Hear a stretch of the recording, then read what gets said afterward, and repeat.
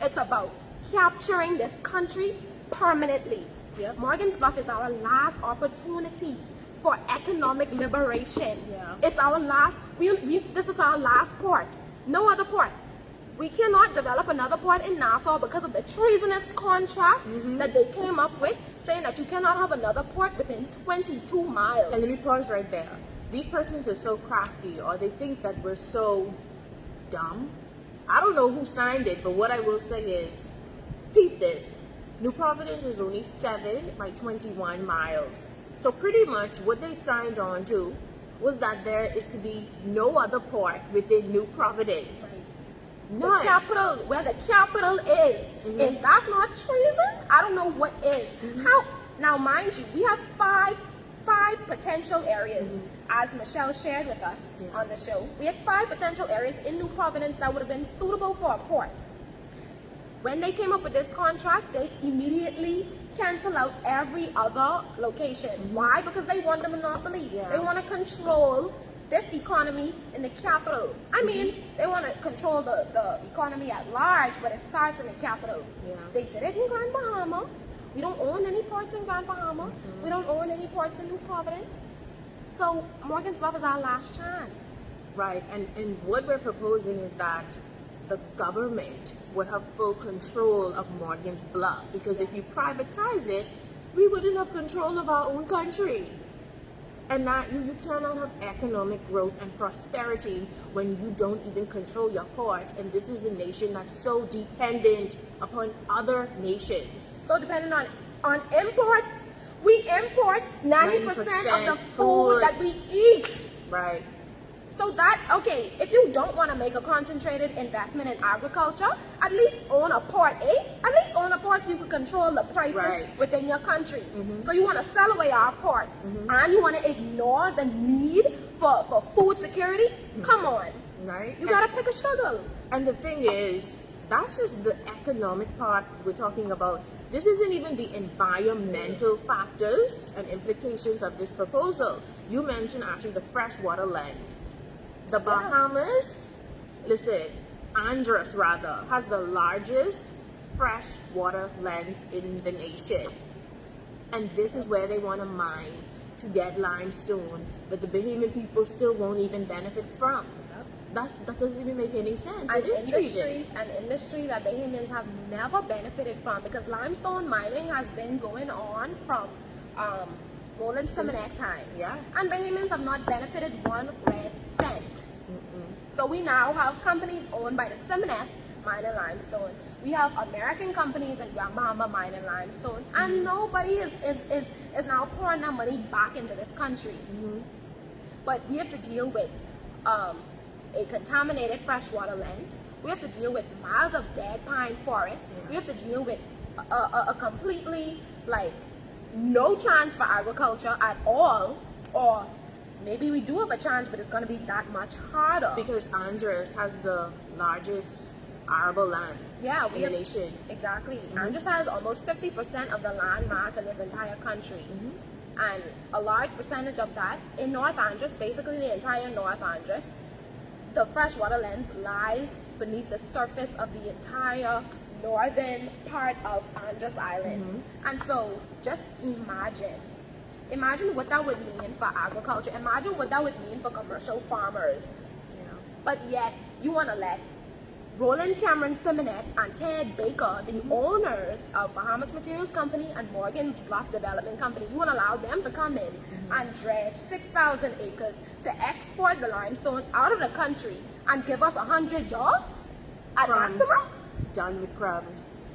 Crumbs. It's really treason, Ashley. And the thing is, it's very disappointing that our leaders have allowed things of this nature to happen for decades. But it has to end with a generation, and it ends with us. Because Bahamians we've been so passive, so quiet. I've been one that have been passive and quiet until I began to educate myself and sit down and really see what is happening. And then something started, like burning up on the inside of you, and you know that it's just the times that we're living in that you have to speak. Because if you don't speak now, there won't be a tomorrow. Exactly. And that in itself just reveals why they deleted the live stream, because this is a platform geared towards truthfully re-educating. So you are now re-educating Bahamians on what's going on in this country, and they don't like that. Yeah. Because once Bahamians are truthfully educated, then these, these treasonous deals, these contracts and what have you, they cannot continue to be perpetuated, because Bahamians are going to put an end to that. They're going to start making demands and say, no, we don't want that. This is what we want. And you know what? One of the things that we would like to see is this port owned by the government. We want this port owned by Bahamians. And also protected against special interest groups. We need a system developed that's going to be permanent no matter which administration comes into place, that protects this port from any kind of special interest, any kind of privatization in the future. We need that at least. We also need Andres to be protected. This is literally the crown jewel of the Bahamas. I don't remember if you listed what all Andres has, but it's so much. And Andres has the largest freshwater lens in the entire Bahamas. We have the largest mangrove nursery system in the entire Western world and Caribbean that supplies the entire Western world with marine resources. We have the largest flats of its kind in the entire Western world, and if you don't know what flats are, flats is just like shallow water in the middle of, I don't want to say the middle of the ocean, but it's about, a few miles off from land, but it's just shallow water. And in the shallow water, you'll see bonefish. We have the largest population of bonefish in the entire world. And so the blue holes. Largest concentration of blue holes. Andres has the largest concentration of blue holes, 220 named blue holes. And the majority of those are fresh water. Where's that fresh water coming from? The freshwater lens. Right.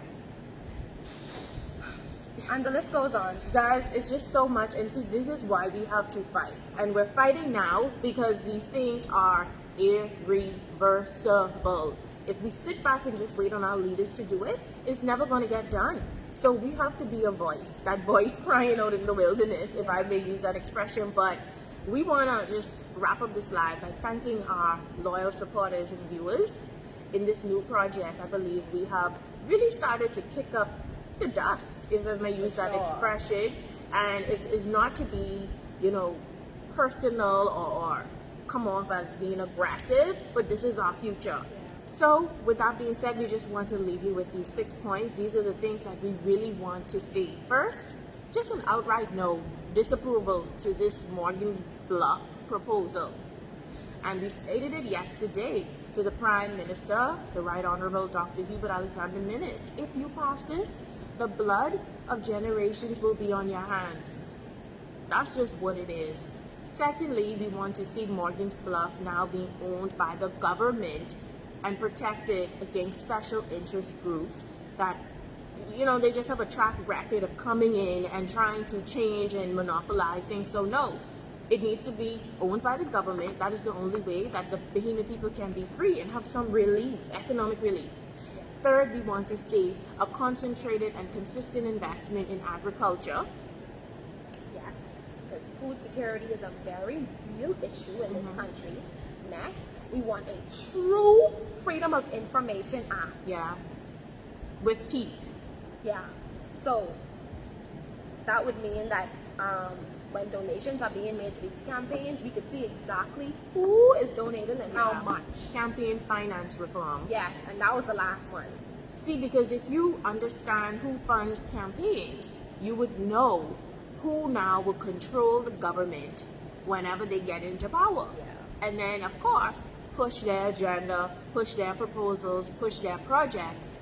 And that can be really treacherous, treasonous, and really not beneficial to the Bahamian people. So we need transparency. How long we've been crying for this? Don't say we have a Freedom of Information Act, because that has no teeth. Everything that we need to know and see is still hidden. So please, and stop signing on to these international agreements if you know you don't have any thought to really stand true to them. Listen, we have to just end this live, because I could start talking about the oil drilling, the mining, I mean, there's just so much going on.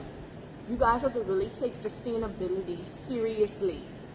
There's generations to come after us. And like I said before, if you continue to go down the path that we're going, the blood of the generations will be in your hands. So, And we're not gonna give up. As long as these treacherous deals are continuously perpetuated, we're gonna be here sounding the alarm, educating Bahamians. No matter how much the videos are deleted, no matter how much they tried to censor us, we're gonna share that information. We're gonna educate Bahamians until we are liberated truly. yes. Well, with that being said, thank you for tuning into this live. And if you joined us midway or towards the end, please share this. Education is so powerful. It's a weapon, and it's a weapon that they hate that we have.